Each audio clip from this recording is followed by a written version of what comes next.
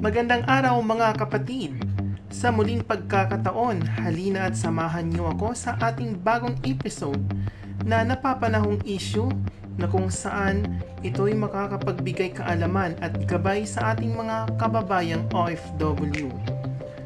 Nandito tayo ngayon sa airport na NAIA Terminal 1 dahil ngayon ang takdang araw ng alis ng ating mahal na kapatid at kaibigan na si Jay pabalik ng Saudi Arabia.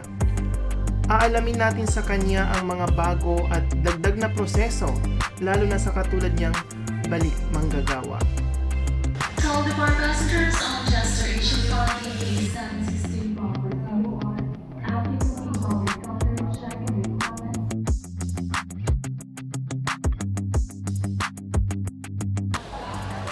Morning, finally. Kumusta na? Saan naman kasama mo? Ako lang. Ay, ikaw lang? Anong oras ba yung ano mo? 1, no? 150. Pero kailangan, napapasok na yung mga taga-dama kasi kailangan na-check yung COVID test. Okay. So, mga 10, kaya ng 10? Kaya ng 10. Kaya naghihintay lang kita.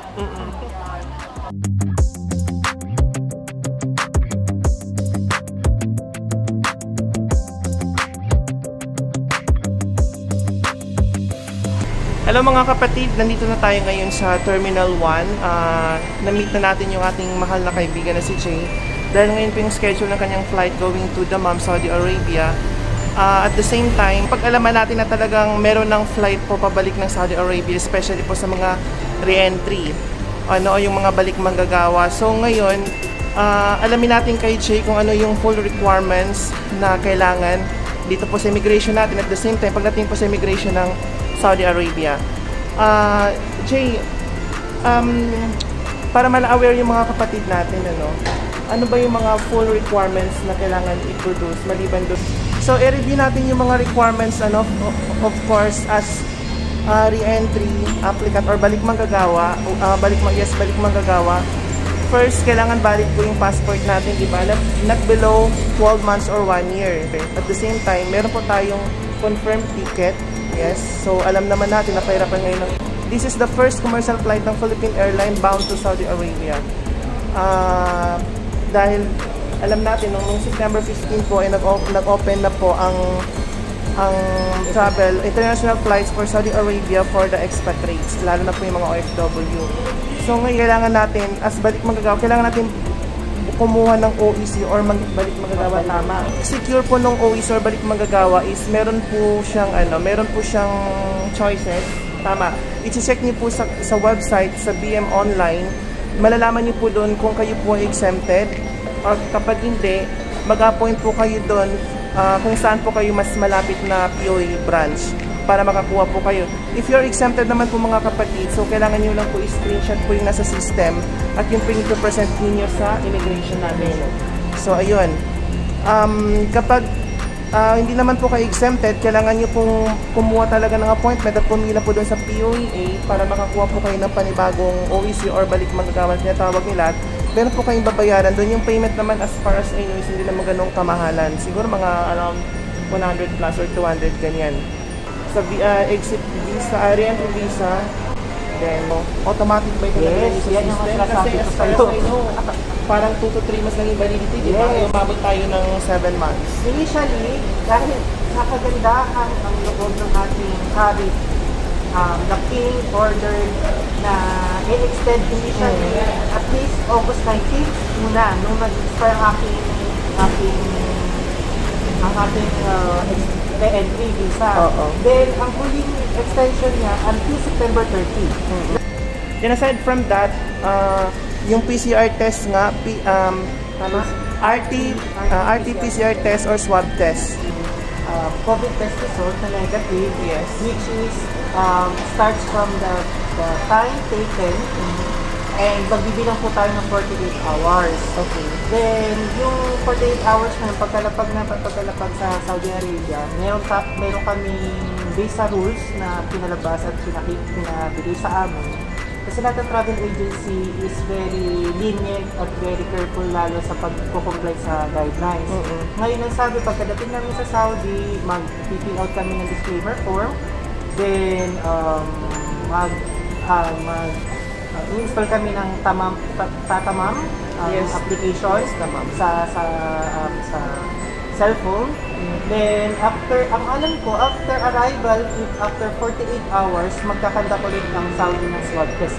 As mag-swab test pa rin ako. Yes. Then magpapalo kami sa 7 days home quarantine. Oo. Yun yung sana itatanong ko kung ikaw-quarantine kayo pagdating Yes, doon. magpa-quarantine So, ibig sabihin, pa. pagdating mo ng Saudi, hindi ka pa muna pwede pumasok sa trabaho agad. Yes. Okay. So, doon po tayo magpa-test sa DOH and Saudi Embassy accredited clinic or hospital. Dahil yun po yung i-accommodate po dito sa ating immigration at pagdating po doon sa immigration ng Saudi Arabia. And I believe, partner Ben, may part po ito para malaman nila yung actual na nangyari sa akin upon arrival ng Yes. Saudi, tapos after natin ng home quarantine, para Yes. malaman ng ating mga kababayan kasi sila kinababahan at natatakot. Totoo. Kaya sabi ko, I will be the best example practically para ma-serve as a guidelines or Yes, guide para sa kanila. Oh, kaya nga sinika po talaga mga punta Thank dito. you. Nandiyan nga yung procedure at gawa ng kailangan nila makapagpuntay ng safety protocol. Kung makikita nyo, i-review mo nga din, makikita mo ang onti pa na ng tao at yung mga biyahe pa Davao through Philippine Airlines direct flight. Kasi in-encourage ng mga Saudi employer na direct flight kasi flight. para maiwasan Yes, yung invalidated na PCR test within 48 hours. Oo, okay. So, kumusta naman ang haba yung bakasyon mo? Siyempre din, dahil tayo magkasama sa first half of my vacation, at first, it's very memorable. Tapos, sobra ako nag-enjoy sa ating trip to Luzon. Yes. Luzon escape namin papunta sa La Union at sa Vigan. Ulitin niya itong Yes, ulitin natin yan. Pero nung nag-lockdown na po, I experienced too much stress and depression personally, and I will not avoid that. Kasi, hindi ko siya pwedeng isang tabi kasi sobrang important for mental health. Yeah, totoo. 7 months without work is too much depressive. Yan yung pinoproblema ng karamihan is yung talagang nagkakaroon sila ng mental issues kasi nga alam mo, walang trabaho, walang sahod, walang kinikita. So, lahat tayo nagdidepende sa kung ano yung pwedeng extend ng government na tulong, tama, di ba? So, naisip mo ba na wala nang pag-asa makabalik ng Saudi Arabia? No. After a long month? No. I am very optimistic. Sabihin na natin na ang paligid natin ay negative. Okay.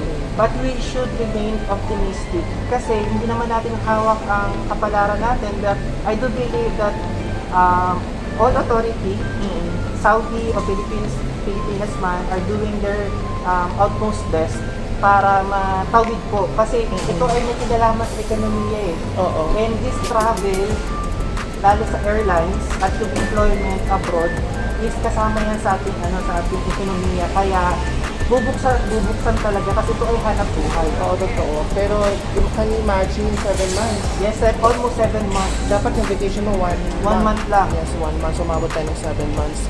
So, during the pandemic, may communication pa rin kayo sa family? Yes. Kasi dahil ako nga ay kanang kamay ng aming amo, ay ako ay laging nakikipag-usap sa kanya, nangangamusta. Kasi mas maganda yan eh. You have a smooth and warm communication sa iyong employer para sila ay mag-a-assist para sa iyo. Totoo. Paano baka kasama ka sa matatanggal sa trabaho? Slight. Kasi somehow, I am confident na ito paano, my role is sensitive and critical, lalo dun sa smooth process. So, doon lang ako nag-aalala sa mga kaibigan ko na under hospitality management, katulad ng mga nag-sales sa hall o mga service crew, kasi most probably sila yung maka-apektuhan talaga una. Oo. So, today, September 25, ito ba talaga yung date na ni-request mo sa employer para makapag-travel back?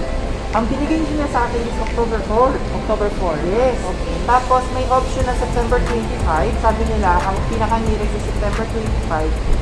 Pero, kasi ganito Ben, for me, you should be assertive.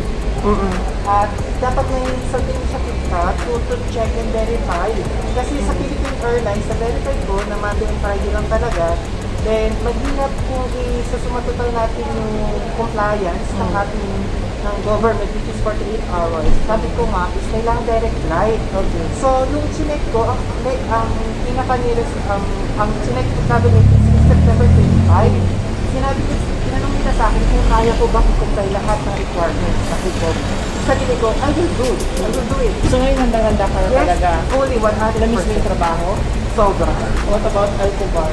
Yes, sobra. Pati yung sunset doon at at yung So ang dami nakakamiss sa Alcobar mga kapatid, ano? Ang kailangan nilang tandaan, hawag kayo ura-urada magpa-PCR test. Kailangan magpa-issue muna kayo ng ticket. Kasi Yes. doon tayo magbase sa Yes, 48 ticket hours muna, rule. ticket muna. Yes. So take note mga kapatid ha, before the swab test or RT-PCR test, kailangan po muna magkaroon kayo ng confirmed ticket kasi yun po yung magiging reference. For example, ngayon September 25, so dapat kahapon nagpa-swab test na po kayo morning. Matapos, pero na kayo. Oo. Meron na po kayong result within a day or after 24 hours. yes, after 24 hours. So at least safe po kasi lalo ng mga kapatid natin na malalayo pa po sa airport. So ayan. So yun po yung mga dapat natin i-consider. Thank you, Jay. Thank you so much and happy trip. Yes.